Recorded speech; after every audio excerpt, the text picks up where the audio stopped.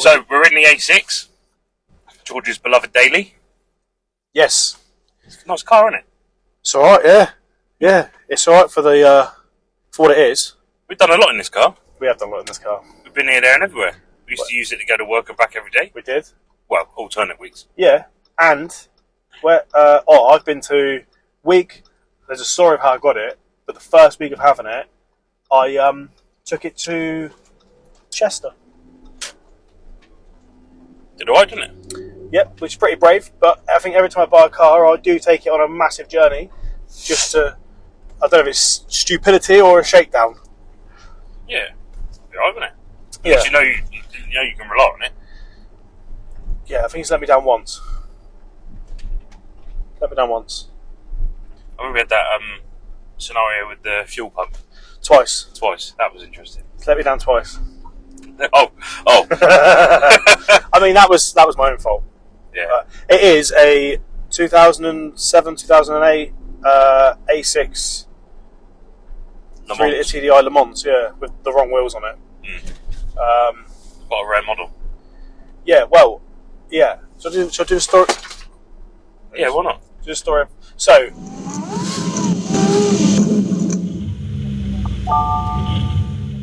we used to work, obviously, in a motor trade, and this car came in as a non-runner. It had been to have a tyre change somewhere, and after the tyre being changed, it wouldn't start. AA came out and said, yeah, your engine ECU's full of water. And when they apparently jacked the car up, loads of water came out from that area. Now that would be possible if someone had left all the bolts out for the box, the E-box, Yeah. where the engine ECU sits. But In the scuttle panel, there's like a box that houses like a fuse box, the engine ECU, and obviously a load of wiring. But it's all got rubber seals on it. There's a plastic cap that sits over the top of it, T30s that hold down, and it's all rubber sealed. So it'd be quite unlikely for that to happen, but it's not unheard of. No, so I've gone to look at the car. First thing I've checked, I pulled it out. It's dry. Fine. But also, so these have a really fun ignition system. Put the key in, and the steering lock should come off before you turn the key. That activates a relay and a lock sensor, and it's got little pressure, like little sensors inside the control unit that does this. So as it takes the steering lock off, it then goes, yeah, that's off. Then you turn the key and the ignition will come on. It wasn't doing any of that. And the fault I had in there was for steering column electrics. So what that basically means is the steering column needs to be replaced, which is a control unit, along with everything else. Steering lock, it's about a £3,000 repair. Told the customer, and they didn't believe me that was the fault, which is fine. You know, I didn't have a lot of experience. Much. And they basically said, we're going to scrap it. So I just said, but at this point, George's hands were rubbing together. Well, I wouldn't say they're rubbing together, but I was like, I've always wanted one. So, yeah, if I can buy it cheap. But, I mean, I wouldn't say it was scrap value. I paid 750 quid. You paid a decent amount for what the car and the state of it was. I mean, the wheels on it were absolutely awful, weren't they? Oh, and shocking. It's still not great now. Have you got a picture of it when them wheels were on it? Yeah, I probably do, actually. Maybe we can chuck that in the video. Yeah, insert here if I have it.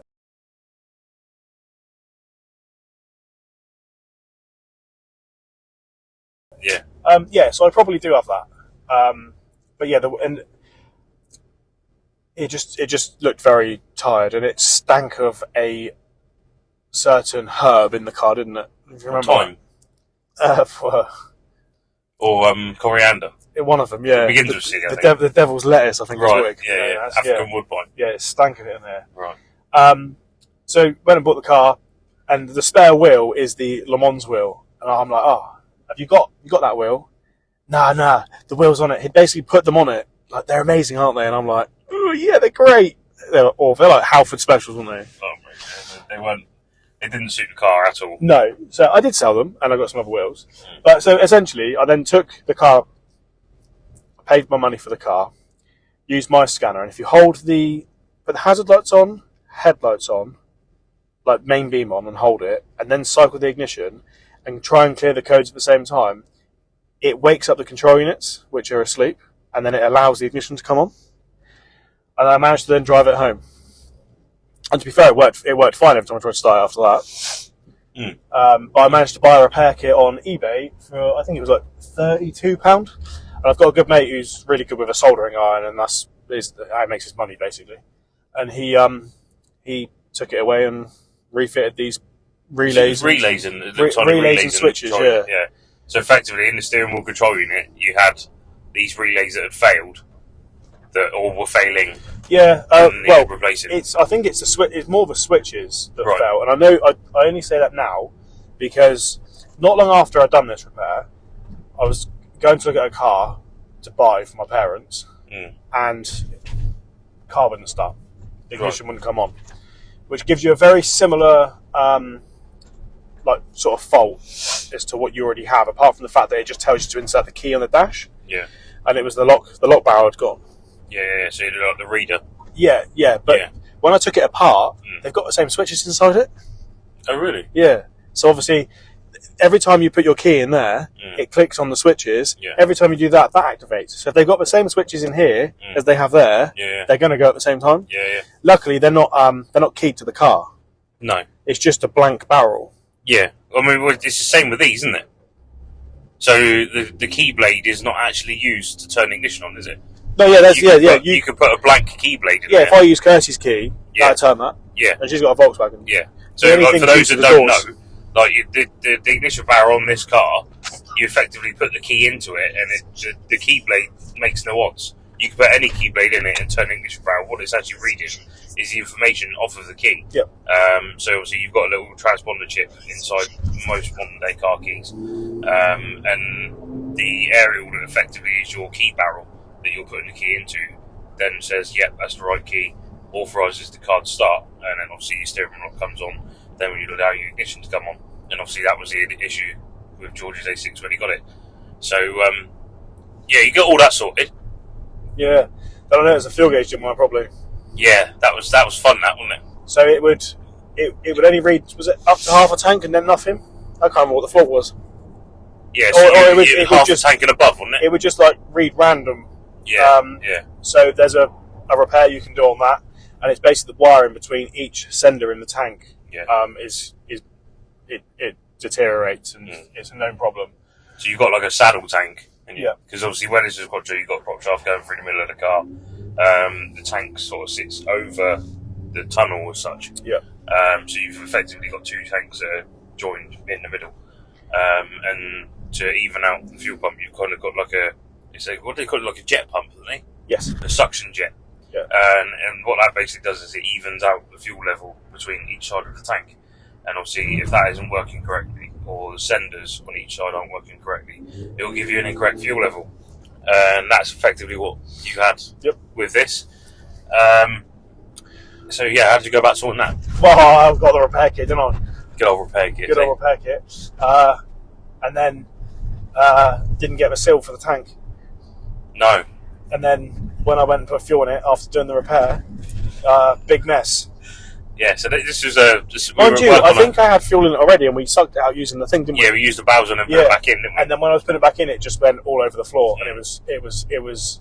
So this was like a Saturday at work. You weren't working, I was, wasn't it? I think so. Yeah. So yeah, when we used to work in the garage, we used to work on ramps next to each other, and I was going about my business at work, and it was coming towards the end of the day, and. Is it fair to say you were flapping a bit? Yeah, I think I was flapping because I had to clean it up as well. Yeah. So I was just about to get ready to go. Yeah. And I just saw there was an A6 that it was a bit of a leaky boy. Yeah. And we kind of clubbed together and sorted that out, didn't we? Luckily they had a seal in stock. Yeah. There's another time it's let me down actually. Go on, I'm not sure if I know about this one. Oh yeah, I do know about this one. Because you had to sit at the back a few times because the door wouldn't open. Yeah. That was funny. That was like being chauffeured around. Yeah, because the door wouldn't open. So the door locks start to get funny, and normally it doesn't really matter. They go funny, but you can always open from the inside. Yeah. But this one got to a point where it completely deadlocked itself, and you couldn't open it from the inside or the outside. Yeah, and it was really interesting how you had to go about sorting that. Well, there's no instructions on how to do it, is there? No, yeah, I thought you were going to have to cut the B pillar out at one point. Well, I would just scrap a car out at this point. There's no point. No, you could have had like window NASCAR entrance. Oh yeah. But this is why we're saying like it would have been good to have started maybe a YouTube channel years ago. Yeah, this would have been exactly. Yeah, cool. I mean, we both had situations like this with numerous amounts of cars, but we always find a way around it. Yeah. So if we don't, we just get rid of the car. Essentially, move that seat all the way forward. Yeah. Back of it all the way forward.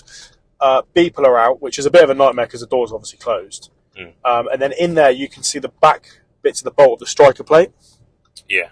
And then I got a little die grinder. I was there for ages when I just... And it's not very pretty if you take the...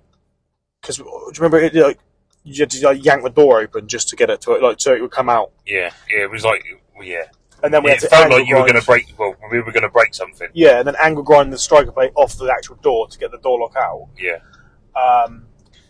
But I think what was causing it was because the door, what do you call it? The bit that holds the door. The Yeah. clasp. Yeah. No, the bit that's down there. Oh, the check strap. That's it. Yeah. Yeah. I think it's a bit weak. So like, the door's very easily slammed. Like, yeah. Because I used to do it all the time, didn't I? Yeah. Shut the door and it's like, oh, sorry, mate. Yeah. Whoops. I think that might be what, not just you, but as in a multitude of it happening. Yeah. It's just excess stress put on the door lock. Yeah, and then since then, touch me head. Because ain't got no wood in there. No wood. No. It's not that luxurious. No. The Bose amp didn't work when I bought it either. That was expensive. That was about £300 for the Bose amp. I forgot you did that. Yeah, but then because I had money in the car, if you know what I mean, like I'd bought it cheap and knew what I wanted to spend on it. Yeah. There is a few things the car still needs. Headlight lenses, they're in the shed. Rear springs, need to be changed. Yeah. Needs an oil change. They've needed to change it for a little while now. It's got a tow bar. Yeah. But all in all, it's an epic car, isn't it? Yeah, it sounds good now as well. Oh, yeah, it's awesome. Yeah, if you get a 3 litre TDI A6, what was this, a C6? C7? C6. 3 litre TDI, do a back box delete. Well, you can buy the straight pipes on eBay. They are awesome. About 140 quid. Epic. So I was driving back yesterday from... I don't know where I was driving back. I was driving somewhere and an A5 came behind me and then he undertook me, of course. It was an Audi, innit? Yeah.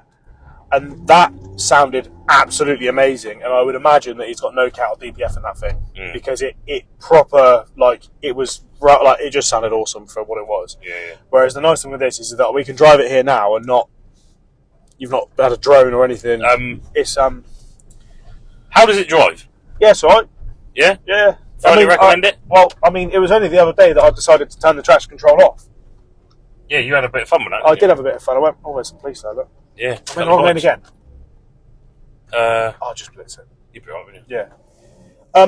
I had a bit of fun. So much so that I phoned Lee up, absolutely pissing myself laughing that I'd managed to get it to kick out of a junction by accident. Yeah. In Mexico. Yeah. It wasn't in this country, of course. But yeah, it's I mean, like I say, I've been in it a few times, driven it a few times, and I think it's awesome. Yeah. You know, I wouldn't fork out the money for one. I wouldn't pay the money that this is worth for this one. No.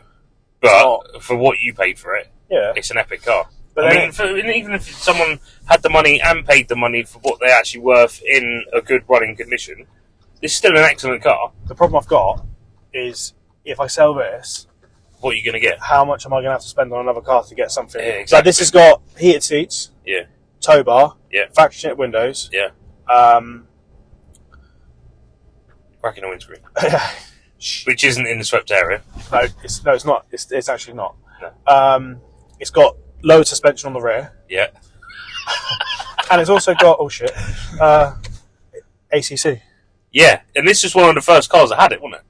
2004 A8 was the first car that ever had it. Yeah, but A8's but A8 was a one-off, isn't it? It's a flagship. Yeah, but to find a car 2007, 2008 from Audi ACC with this, it's a rarity. Yeah, it ain't normal. And it's got the awesome gearbox in it as well. Well, I don't know. It feels like it slips sometimes. Yeah, but compared to an S-tronic, a Tiptronic. Oh yeah. You wouldn't 100 times better. You wouldn't want a multi so. S-tronic is so much better than a multi-tragic. Yeah. But that's because it's Quattro. Yeah. So if you're going to buy one, be it manual. I wouldn't buy a 2 litre TDI one of these unless it's the newer engine, because they suffer with the oil pumps. Yep. I wouldn't buy a front wheel drive one at all unless it was manual. If you're buying auto, it has to be Quattro. Yeah. Quattro. It has to be a Quattro. Yeah. All roads, they're pretty cool. And this is the they are a Multitronic in these. This is the one where the cooler breaks down and it leaks coolant into the gearbox, isn't it? Yeah, and the control units go down. They need to be serviced very regularly. Like I forget what it is, like 20,000 miles, 30,000 miles, whatever the regime is. They need to be done. Otherwise, you are just going to be a world of pain. Yeah, it's basically the same as any car. They've got a service regime for a reason. Oh my god, I'm not covering. No, I'm not. It's all right. Cars have a service regime for a reason. Look in your service handbook. Follow the service regime. If something needs to be replaced that hasn't been replaced, get it done, because it's only going to cause you a world of pain later on down the line. But yeah, so that was a quick drive all the way up here. Sorry. Oh no, we're good. We're good. Yeah, that was a quick little drive. Our travelling mouse has got. Obviously it's got Bose. Yeah. It's Quattro. Auto headlights, auto wipers. Heated, obviously heated seats. Black headlining. Love a black headlining. Yeah. A car's decent when it's got black roof bars, black grille, black trims. It just needs a bit of love, which I haven't given it. Yeah. It is blinging inside. We'll get there. Yeah. Yeah. You'll probably see a lot more of this car on the channel at the beginning of next year. Probably. So we're going to tackle the thermostat. Oh yeah, that's another thing. That's another thing, yeah. Thermostat. It's a bit temperamental. Yeah. But it doesn't cause it to overheat. I think it sticks open, doesn't it? Yeah, it's fine now. It was just I went to Longleat, which was like an hour and something minute drive, and got there and realised that the temperature gauge just dropped off, which is it's fine. I'd much rather do it that way than the other way. Front rear parking sensors. It's on 140,000. I think I got it on 130. So I've only done like 10,000 miles in it. 10k in it. Yeah. I've just noticed something I've never noticed before.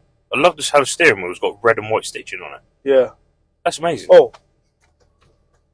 Memory seats. Memory seats and electric steering column. Yeah. Yeah. Which broke and I fixed it.